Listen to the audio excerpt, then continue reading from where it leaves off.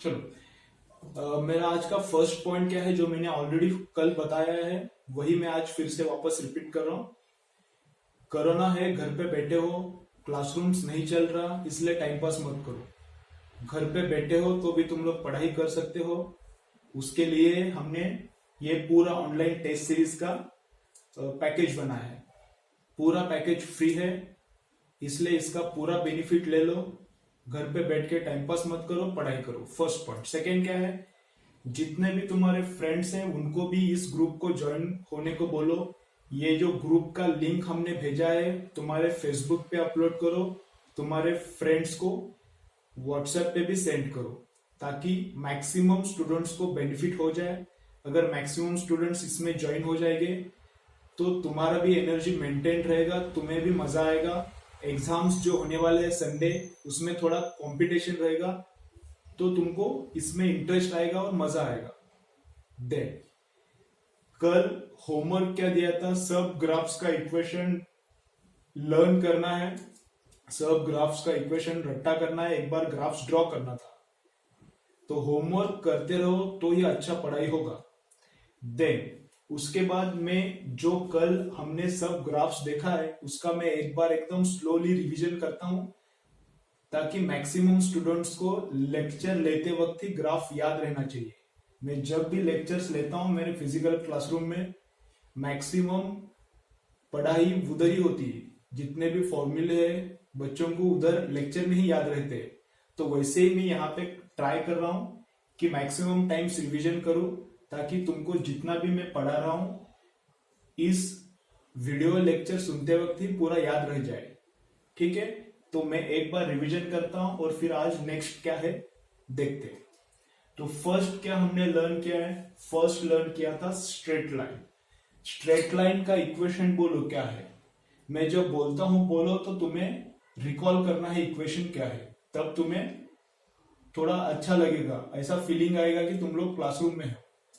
तो straight line का equation बोलो क्या है। क्या इक्वेशन है स्ट्रेट लाइन का, y is equal to mx plus C. वो स्ट्रेट लाइन कैसा रहता है, स्ट्रेट लाइन ऐसा ऊपर जा सकता है, नीचे आ सकता है, कैसा भी रह सकता है। उसका स्लोप रहता है m, और उसका y इंटरसेप्ट कितना रहता है, y इंटरसेप्ट रहता है c। अगर स्ट्रेट लाइन हॉरिजॉन्टल है तो स्लोप 0 है, इसका स्लोप पॉजिटिव रहता है। इंक्रीजिंग लाइन, इसका स्लोप इनफाइनाइट रहता है, प्लस इनफाइनाइट और माइनस इनफाइनाइट। इसका स्लोप क्या रहता है, निगेटिव रहता है। ठीक है। देन आफ्टर स्ट्रेट लाइन हम लोगों ने देखा है पैराबोला। पैराबोला नया शेप है, पैराबोला नया शेप है। ये तुम लोगों को बिफोर 11th नहीं हुआ, 10th में नहीं हुआ है, तो थोड़ा कंफ्यूजिंग लग सकता है, लेकिन कुछ भी कंफ्यूजिंग नहीं है। नया शेप है, नया इक्वेशन है। ठीक है, तो इक्वेशन क्या है, फर्स्ट इक्वेशन है उसका y square is equal to 4ax। First parabola का इक्वेशन क्या है, y square is equal to 4ax। और उसका ग्राफ कैसा रहता है, उसका ग्राफ रहता है हॉरिजॉन्टल टुवर्ड्स राइट। अगर a पॉजिटिव है तो ग्राफ ऐसा रहता है। अगर a ओरिजिन है, एक y एक्सिस और x एक्सिस, ये यहाँ पे ओरिजिन है, तो ये पॉजिटिव है तो ग्राफ टुवर्ड्स राइट आता है, और ये निगेटिव है तो ग्राफ टुवर्ड्स कैसा आता है, लेफ्ट आता है। तो ये पैराबोला। पैराबोला के बाद सेकेंड टाइप ऑफ पैराबोला भी देखा है। सेकेंड टाइप ऑफ पैराबोला कैसा था, x square is equal to 4ay। इसका ग्राफ कैसा रहता है, अगर ये पॉजिटिव है तो अपवर्ड रहता है, अगर ये निगेटिव है तो ऐसा डाउनवर्ड रहता है। पैराबोला के बाद हमने क्या देखा है, रेक्टेंगुलर हाइपरबोला। रेक्टेंगुलर हाइपरबोला का इक्वेशन क्या है, x y is equal to constant. Rectangular hyperbola का इक्वेशन क्या रहता है बोलो, x y is equal to constant. तो उसका ग्राफ कैसा आता है, अगर सी पॉजिटिव है तो फर्स्ट एंड थर्ड क्वाड्रेंट, अगर सी निगेटिव है तो second and fourth quadrant. After rectangular hyperbola हमने देखा है क्या, हाइपरबोला टाइप। तो हाइपरबोला टाइप में इक्वेशन क्या रहता है, x raise to a y raise to d is equal to constant. अभी इसका जो मैंने ट्रिक्स बताया वो ओनली सी पॉजिटिव के लिए है। सी निगेटिव के लिए क्या करने का वो बताता हूं, उसके साथ एक ग्राफ्स किधर से आया, यहाँ का ट्रिक्स किधर से आया, ये ट्रिक्स क्या हवा से आया क्या नहीं, ये मैंने तैयार किया है ट्रिक्स, लेकिन कहाँ से तैयार किया उसको भी बेसिक से, वो भी बोलता हूँ, लेकिन वो थोड़ा हैवी रहता है, डिफिकल्ट हो जाता है, इसलिए वो मैं बाद में बताता हूँ। एक बार लर्न करेंगे ग्राफ्स कैसे ड्रॉ करना है, उसके बाद में बोलता हूँ। अगर सी निगेटिव है तो क्या करने का, बेसिक्स से बोलता हूँ सब, ठीक है। तो और सब ये जो ग्राफ्स है और ज्यादा अच्छे से अंडरस्टैंड हो जाएंगे तुमको। तो इसका ट्रिक्स क्या लर्न किया है, फर्स्ट ट्रिक क्या है, चलो बोलो फर्स्ट ट्रिक क्या है, ऑड ऑड ऑड, मतलब क्या है, अगर if both indices are odd then graph is in odd quadrants, C is positive one. If both indices are odd then graph is in odd quadrants. Odd quadrants मतलब कौन कौन सा, first and three, ठीक है, ऐसा graph आएगा, इधर एक और इधर एक।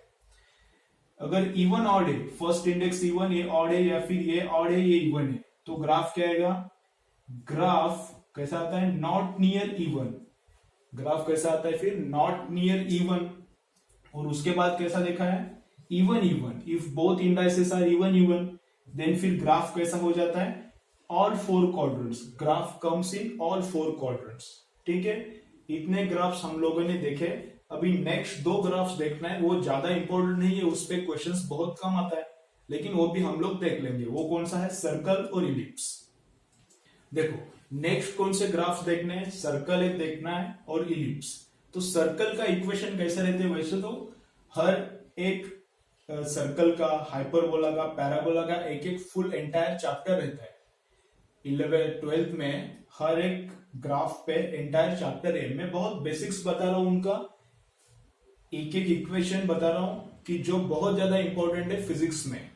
और भी बहुत इक्वेशंस रहता है, सर्कल का भी रहता है, पैराबोला के का भी रहता है, जो मैंने टीच किया वो छोड़ के भी बहुत सारा इक्वेशंस रहता है।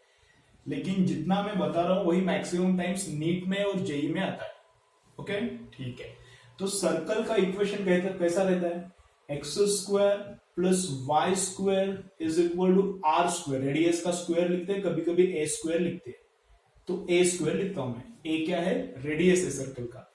तो इसका इक्वेशन कैसे रहता है, इस सर्कल का सेंटर रहता है ओरिजिन, इस सर्कल का सेंटर क्या रहता है, ओरिजिन। और उसका रेडियस कितना है, रेडियस इधर रहता है, रेडियस कितना है, ए है। तो यहां पे एक पॉइंट है A0,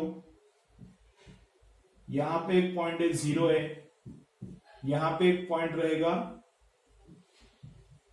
0 माइनस है, और यहां पे एक पॉइंट रहेगा माइनस है 0। इन 4 पॉइंट से वो सर्कल पास होता है, इन 4 पॉइंट से सर्कल पास होता है। तो सर्कल कैसा रहेगा, ऐसा ऐसा ऐसा एंड ऐसा। अभी ये सर्कल दिख नहीं रहा, इधर ड्राइंग में थोड़ा हो गया है, लेकिन ये सर्कल ये समझो। तो सर्कल का इक्वेशन कैसा है, ऐसा है। रेडियस कितना है उसका, उसका रेडियस कितना है, ए है, और उसका ओरिजिन क्या है, उसका सेंटर क्या है, ओरिजिन है, ठीक है।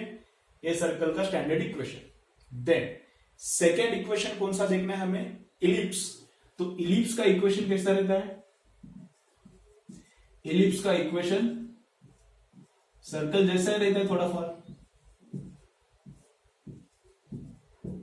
ऐसा रहता है। इलिप्स का इक्वेशन ऐसा रहता है, यहां पे माइनस लिया इंस्टेड ऑफ प्लस माइनस लिया, तो वो हाइपरबोला का इक्वेशन बनता है। लेकिन वैसा वाला हाइपरबोला फिजिक्स में ज्यादा काम का नहीं है, इसलिए मैंने बताया नहीं।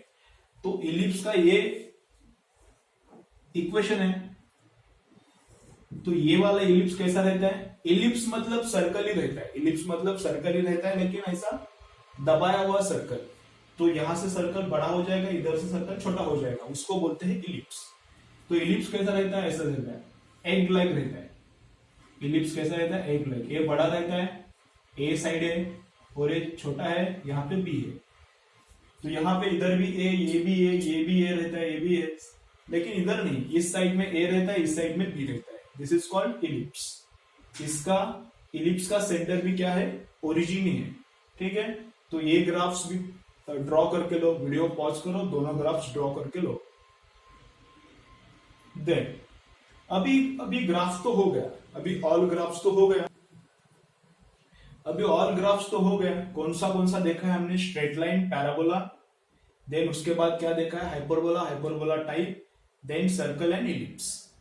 इसमें से फर्स्ट 3 जो कल हुआ था वो ज्यादा काम का है, वहां उस पर ज्यादा क्वेश्चंस आते हैं जेई और नीट में।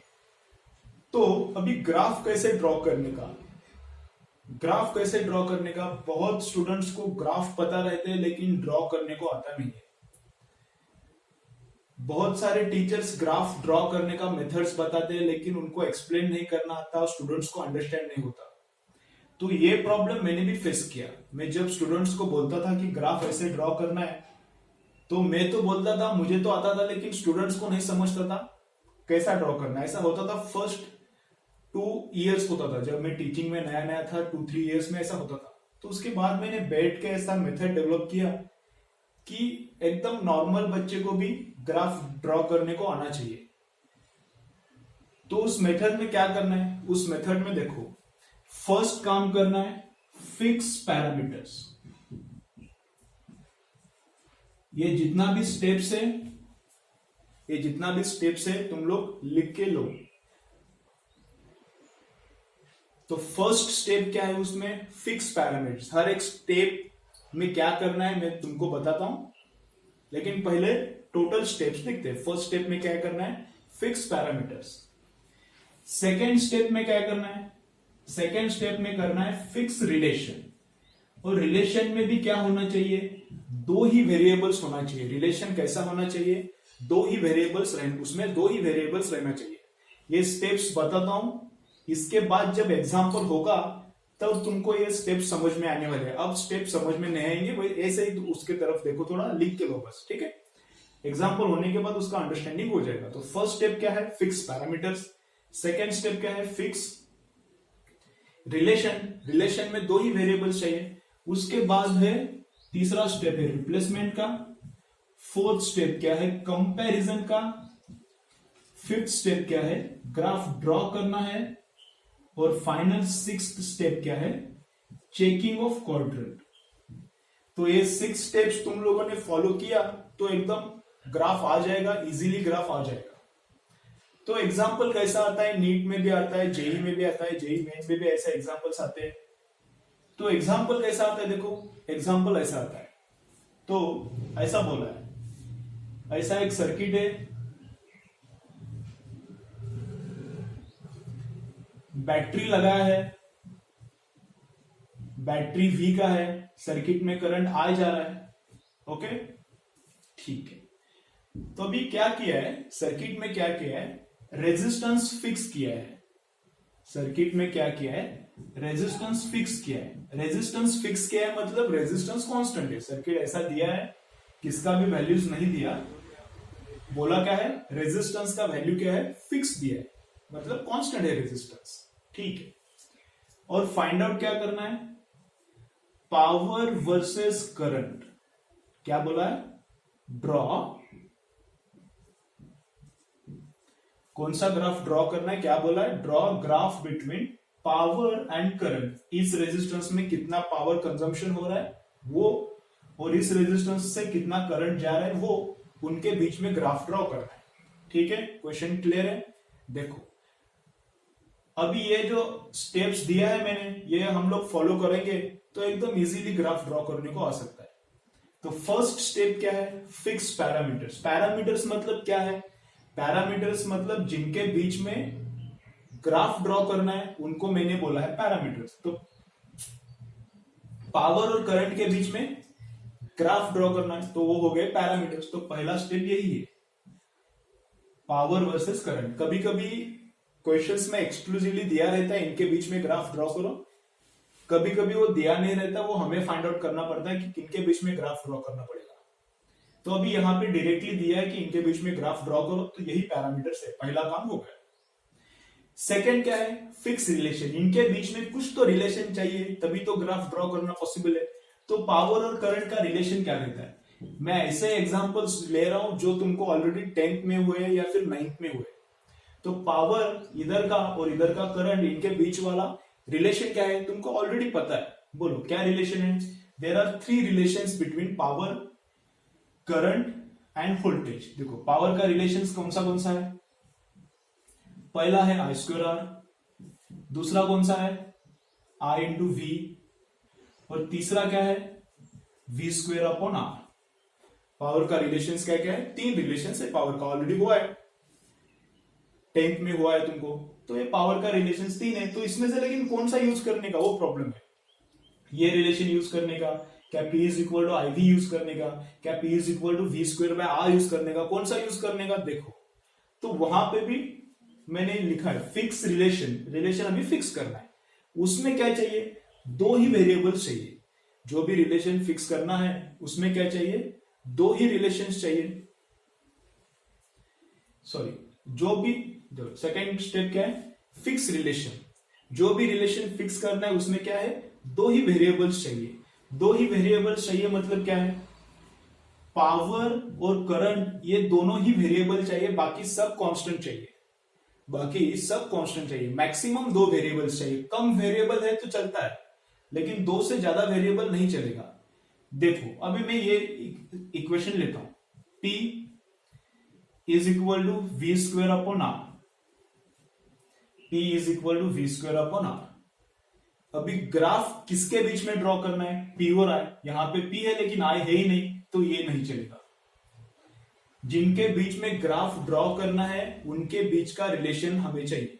क्या चाहिए हमें, जिनके बीच ग्राफ ड्रॉ करना है उनके बीच का रिलेशन चाहिए। ये तो उनके बीच का रिलेशन है ही नहीं, तो ये चलेगा नहीं। ठीक है, समझ में आ रहा है। तो सेकंड देखो, अभी ये मैं ट्राई करता हूं, P is equal to I V, ये चलेगा क्या, देखो इधर P भी है, इस रिलेशन में I भी है, ठीक है। लेकिन प्रॉब्लम क्या है, अपना वेरिएबल्स छोड़ के, मैं क्या बोल रहा हूं, अपना वेरिएबल्स छोड़ के बाकी सब कांस्टेंट चाहिए। तो P और R छोड़ के बाकी सब कांस्टेंट चाहिए। V कांस्टेंट है क्या, पक्का पता है क्या तुमको V कांस्टेंट है, नहीं पता। R कांस्टेंट है, क्या कांस्टेंट दिया है, R फिक्स दिया है, R कांस्टेंट है। तो V कांस्टेंट है, ऐसा कुछ इंफॉर्मेशन दिया ही नहीं। तो अपना क्या क्या बोल रहा हूं मैं, क्या क्या क्या क्या क्या बोल रहा हूं मैं, रिलेशन में अपना जो 2 वेरिएबल्स है वो छोड़ के सब कांस्टेंट चाहिए। तो अपना वेरिएबल्स ये छोड़ के ये कांस्टेंट है क्या, हमको पता नहीं है। तो this equation is not useful. समझ रहा है ना कैसा करने का। तो अभी कौन सा इक्वेशन करने का, तो ये भी इक्वेशन करने का, P is equal to I square R. अपना वेरिएबल्स है क्या उसमें, पहले देखो इक्वेशन में अपन को जो वेरिएबल्स चाहिए वो है क्या, देखो है P है इधर और I भी है, ठीक है। तो एक तो जिनके बीच में रिलेशन चाहिए उनके बीच में रिलेशन है, लेकिन वो दोनों छोड़ के बाकी सब कांस्टेंट चाहिए, है क्या वैसा। ये दोनों छोड़ के कौन बचा अभी, R। तो R कांस्टेंट चाहिए, R कांस्टेंट है क्या, है, दिया है, तो ठीक है। तो यही रिलेशन है। क्लियर क्या, पहला स्टेप क्या करना है, फिक्स पैरामीटर्स। तो पहले स्टेप में मैंने क्या किया, पैरामीटर्स फिक्स किया। वो तो पहले ही दिया था, क्या कि पावर और करंट के बीच में ग्राफ ड्रॉ करो। सेकेंड काम क्या करना है, P और I want relation between P and R such that there should be maximum 2 variables। तो ये रिलेशन पहले हमने देखा चलता है क्या, नहीं। क्यों, मुझे पावर और करंट के बीच में रिलेशन चाहिए, यहां पे पावर है लेकिन करंट है क्या, नहीं, इसलिए गया। फिर ये इक्वेशन चलता है क्या, मुझे किस में रिलेशन चाहिए, पावर और करंट में। तो दोनों है यहां पे, लेकिन वो दोनों छोड़ के all others should be constant. तो V कांस्टेंट है क्या, ये दोनों छोड़ के V कांस्टेंट है क्या, नहीं, गया। तो अभी बचा क्या, ये। तो इसमें P और I के बीच में रिलेशन भी है, और जो बचा है R वो कांस्टेंट है। Game clear. फिर यही यूज करना है फिर इक्वेशन। तो क्या करना है हमें, यही इक्वेशन यूज करना है। तो सेकेंड काम हो गया, ठीक है। पहले एग्जांपल में थोड़ा तुम्हें हेवी लग सकता है, लेकिन जैसे हम लोग एग्जांपल्स करेंगे सब इजी लगेगा। थर्ड स्टेप क्या करना है, फिर क्या बोला इधर, रिप्लेसमेंट। थर्ड स्टेप में क्या करना है, रिप्लेसमेंट। रिप्लेसमेंट में क्या करना है, देखो जो y एक्सिस पे प्लॉट करने का है उसको y से रिप्लेस करो, जो x एक्सिस पे प्लॉट करने का उसको x से रिप्लेस करो। अभी P वर्सेस I हमें ड्रॉ करना है। हमें क्या ड्रॉ करना है, P वर्सेस I, मतलब P किधर प्लॉट करने का है, y एक्सिस पे। जनरली पहला वाला y एक्सिस पे रहता है, तो P हमें प्लॉट करना है y एक्सिस पे।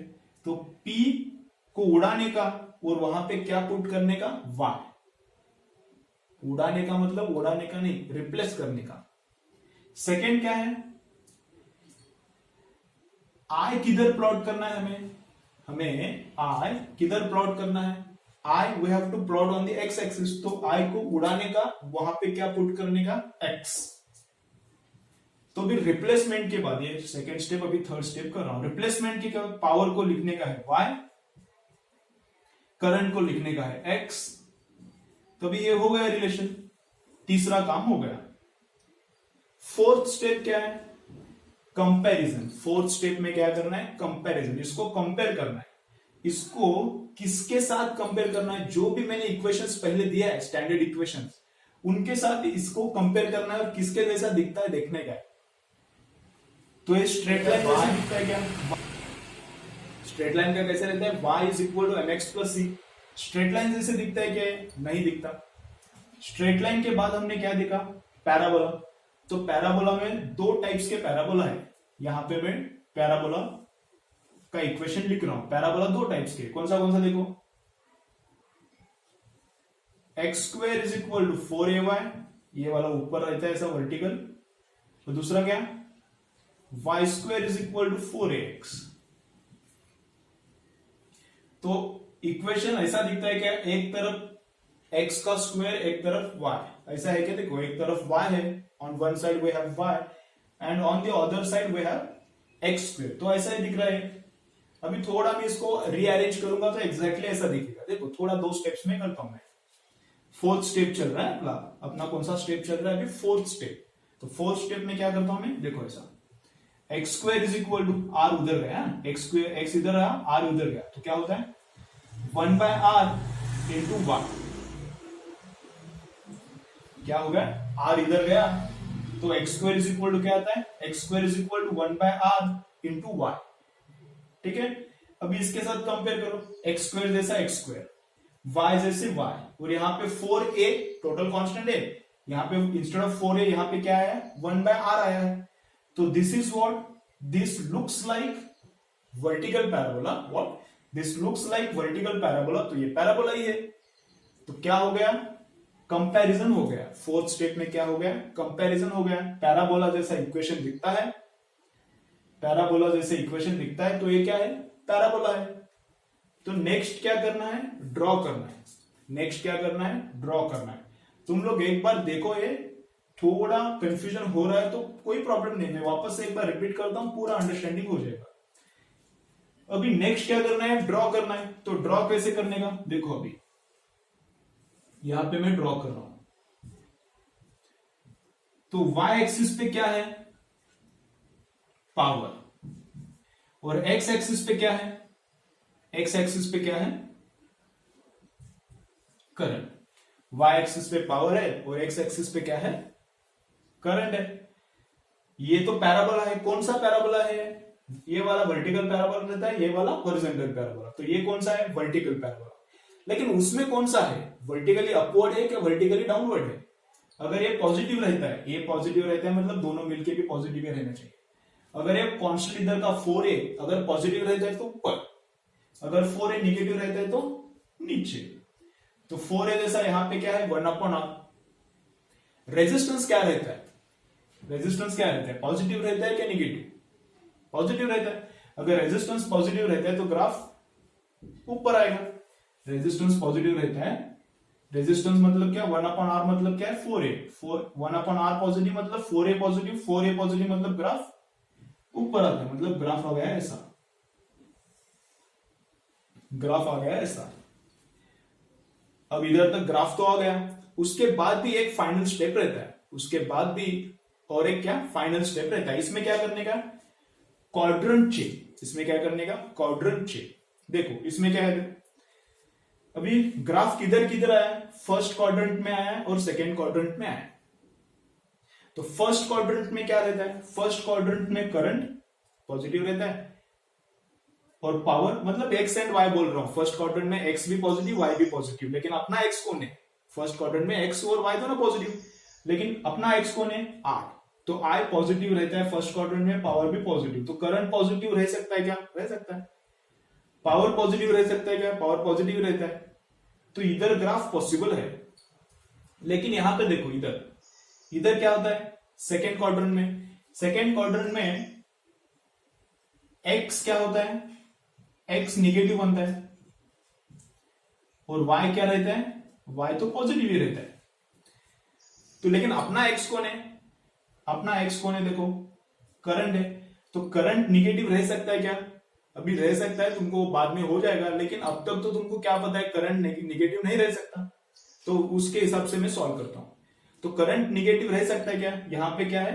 एक्स निगेटिव आ रहा है, सेकेंड क्वाड्रेंट है तो एक्स निगेटिव आता है, लेकिन अपना एक्स कौन है? अपना एक्स तो आ है, करंट है।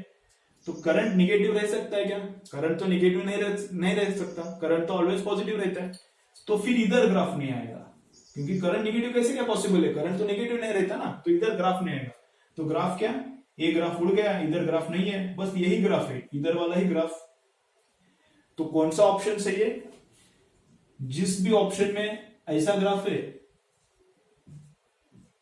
जिस भी ऑप्शन में ऐसा वाला ग्राफ है, वो ग्राफ क्या है? करेक्ट ग्राफ है। और ग्राफ का नेचर क्या है? Graph is parabolic. ग्राफ का नेचर क्या है? Graph is parabolic. ठीक है, थोड़ा कंफ्यूजन हो रहा है तो वीडियो थोड़ा पॉज करो, वीडियो पॉज करो, थोड़ा 2 मिनट्स के लिए ब्रेक लो और वापस से देखो। मैं एक बार रिवाइज करता हूं, समझ में आ जाएगा, सब इजी है।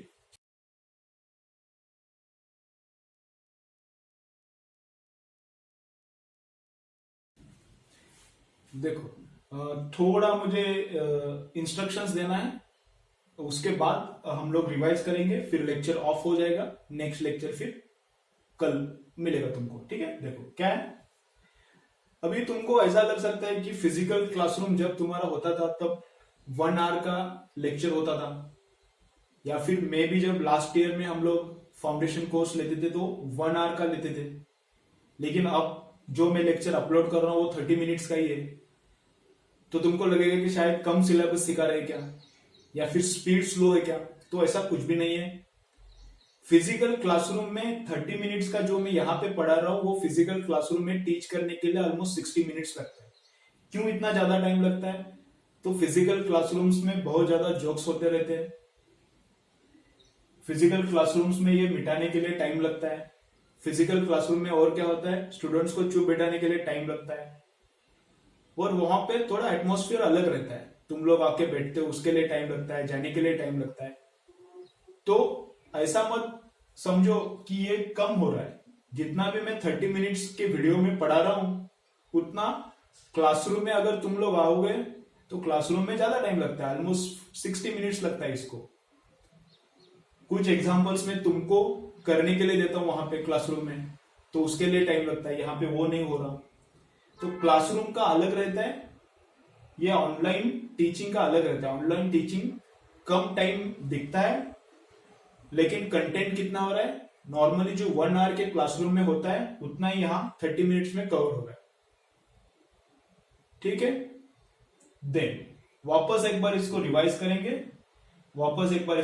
करेंगे, और फिर लेक्चर खत्म करेंगे। देखो फर्स्ट में वापस से क्या बोलता हूं, जितना भी अपना स्टेप्स है मैं रिपीट करता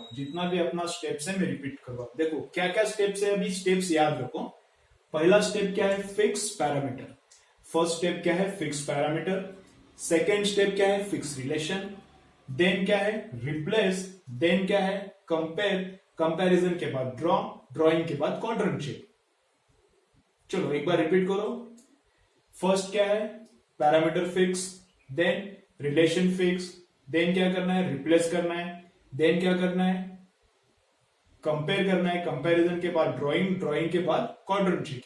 तो देखो एग्जाम्पल भी मैं वापस रिपीट करता हूं। ऐसा सर्किट दिया है, रेजिस्टेंस क्या दिया है? फिक्स दिया है, बोला क्या है? पावर वर्सेस करंट ड्रॉ करो।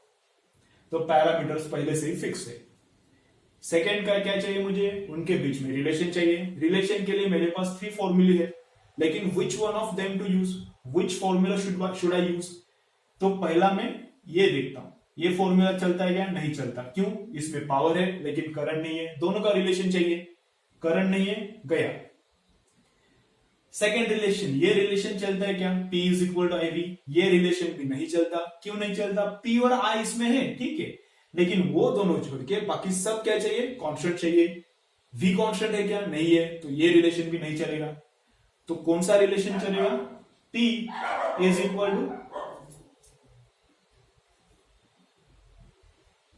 तो कौन सा रिलेशन चलेगा, P is equal to I square R. इसमें पावर भी है, करंट भी है और रेजिस्टेंस क्या है, कांस्टेंट है।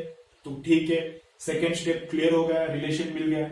रिलेशन मिलने के बाद क्या करना है, रिप्लेसमेंट। जो y एक्सिस पे मुझे प्लॉट करना है, ये मुझे y पे प्लॉट करना है, ये मुझे x पे, ये y पे है, x पे।